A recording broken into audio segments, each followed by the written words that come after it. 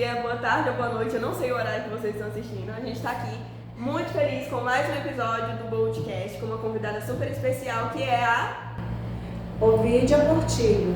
Ovidia Portillo, que nome chique! Portillo. A gente não sabia o sobrenome dela, só Ovidia. Achei chique. E a gente está aqui para tratar de um assunto que a gente precisa muito conversar. É um assunto bem abordado, só que precisa ser cada vez mais abordado, porque parece que quanto mais o tempo vai passando, mais as pessoas fazem esse tipo de coisa, e é algo muito triste que a gente precisa combater, que é o bullying. Então a gente chamou ela aqui. Qual a profissão? Sou orientadora educacional, pedagoga, orientadora educacional, psicopedagoga, neuropsico e professora de AE. Sim, e ela é tudo isso, então a gente sabe que ela tem bastante propriedade para falar sobre isso, por isso a gente escolheu chamar ela aqui, uma convidada muito especial, inclusive, porque a gente sente, ela sabe do que ela está falando e a gente sabe que ela vai ter palavras para explicar o que acontece dentro disso. Sim, verdade. Inclusive, estou aqui com a Emily, gente.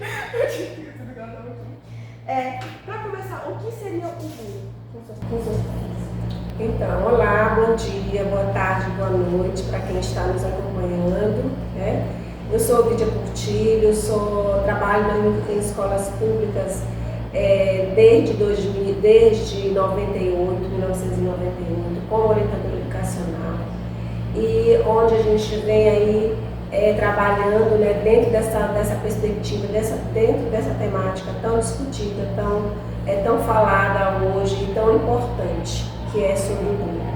Então, o que é o bullying, né? O conceito de bullying para que a gente inicie o nosso diálogo compreendendo. É uma violência, né? É uma violência que traz aí, que causa todo um estrago mental nas pessoas. E por que isso ocorre, né? Porque o bullying, ele é um crime, constituído hoje como crime, né? E aí, as pessoas que são vítimas desse crime, e aí o bullying, ele parte do princípio de que as pessoas perdem a identidade de nome, né? E passam a ter apelidos, que é diferente de alguém que tem um apelido infantil, né? Que o pai e a mãe falam de uma forma carinhosa, como eu. Na família eu sou chamada de Vivi. Mas, na minha vida escolar, eu não era chamada nem de Vivi e nem pelo meu nome. Então, o nome, ele é identidade. Então, quando você passa a apelidar as pessoas, a hostilizar as pessoas, a sorrir das pessoas, a usar características físicas, né, da pessoa como uma forma de debochar, como uma forma de denegrir a imagem daquela pessoa e fazer com que ela se sinta mal, é crime, é bullying, né? E dentro do contexto escolar, é muito comum isso acontecer, né? Os apelidos, os comportamentos, até mesmo verbais, de usar nomes pejorativos, né? Para o colega que está do lado ali, para o colega da sala. E aí, ao longo dessas experiências, eu vi muitas situações de bullying que ocasionaram violências. E aí eu lembro de um caso em 2000, numa penitenciária que hoje é chamada de FUNAC, onde eu trabalhei, de um adolescente, filho de uma família estruturada, organizada, né? Mas que ele foi vítima de bullying na escola, estava sendo vítima de bullying na escola. Os meninos não só o apelidavam, como jogavam ele na lata de lixo, ameaçavam ele, né, chamavam ele, devido ao tamanho dele ser baixinho, usavam nomes pejorativos, apelidos, né, como tronco, né, de amarrar onça e outros termos pejorativos que fazia com que ele se sentisse muito ferido.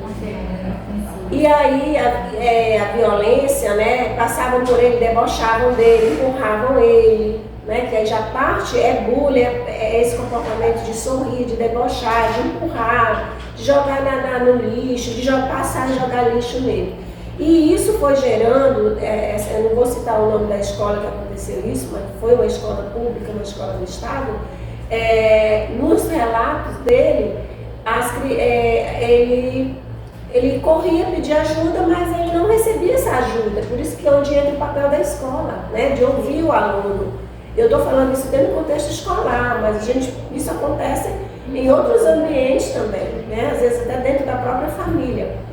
E esse menino, esse adolescente, ele comprou uma arma, né, com a mesada que ele recebia da mãe, que era enfermeiro, o pai trabalhava numa empresa de carros, alguma coisa assim, e ele comprou uma arma, né, que ele relatou que comprou, inclusive nos relatos dele, ele não cita, mas diz que foi de um policial que ele comprou essa arma, e levou para a escola, segundo ele, com a forma de amedrontar os meninos, intimidar os meninos para ver se eles paravam. Haja vista que a escola não fazia nada, segundo ele, né? Porque a gente não sabe desse contexto.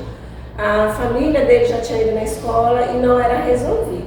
E um desses meninos era filho de um policial, né? E aí, ou era parente, eu não sei.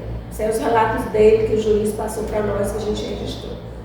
E ele, quando os meninos vieram, né, falaram, segundo ele, que iam bater nele, ele puxou a arma, segundo ele, para atirar para cima. E aí um dos meninos foi até ele, né, entrou em violência corporal, né, uma tentativa de segurar a arma, e a arma disparou e pegou no ombro, né, de raspão, não foi grave. E por isso ele foi preso. E aí quando a gente foi ouvir os relatos, o comportamento dele, eu falei, meu Deus, esse menino não era para estar aqui. Ele não vive vulnerabilidade, ele tem uma família, ele estuda, tem todo o histórico de notas boas, um menino respeitoso, inclusive hoje ele é casado, ele tem a família dele, trabalha, acho que já é formado em administração. Mas foi um caso assim que o próprio juiz reconheceu que foi um ato de partir todo de uma situação de bullying, de comportamento de bullying, né, dos colegas, e que não se deu atenção a isso. Então, por isso nós, educadores, né, eu, orientadora, sou muito ligada a isso, porque apelido é uma coisa que fere. Tem pessoas que falam, eu não me importo, que isso é mimimi, usa até uma expressão hoje assim, isso é mimimi da geração de hoje. Não é, porque eu fui vítima, outras pessoas foram vítimas de bullying, eu simplesmente detesto chamar as pessoas por apelido, né? E ser chamada, a não ser pelos meus familiares, por pessoas mais próximas de mim, que tem esse apelido carinhoso, mas eu não gosto, porque traz toda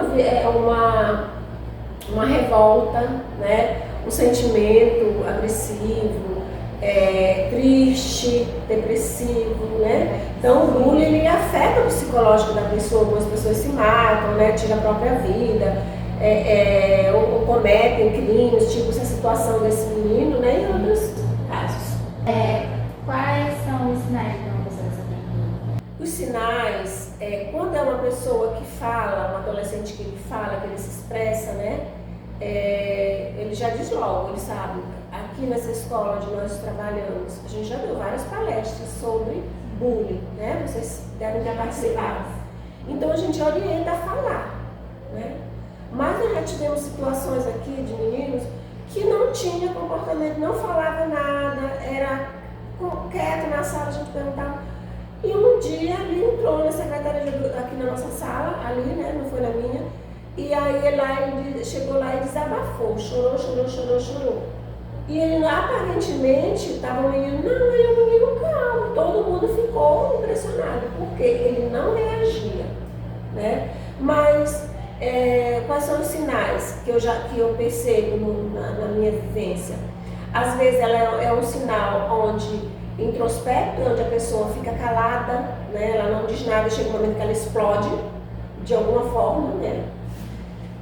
Outras se defendem, batem, respondem, outras ficam com tristeza, apáticas, não falam sobre o assunto. E aí eu vou contar para vocês duas situações recentes aqui na nossa escola, mas alunos que chegaram agora para nós, chegaram agora, não passaram por essa formação que a gente já vem dando, né, sobre o bullying. E aí essa aluna ela passa mal. Ela passa mal, ela tem falta de ar, né? Ela falou que tem medo de vir para a sala, que não gosta dessa escola. E aí as meninas falaram assim, não, ela não fala quase nada, Lídia. Aí eu fui conversar com ela e aí ela me disse que os meninos apelidam ela, que ela tem medo de falar na sala, que ela tem medo deles, porque eles apelidam ela. Eu não posso citar, porque é muito recente, eu não posso citar o apelido, porque se ela ouvir, ela vai saber que é ela, isso pode trazer um problema maior para ela, né?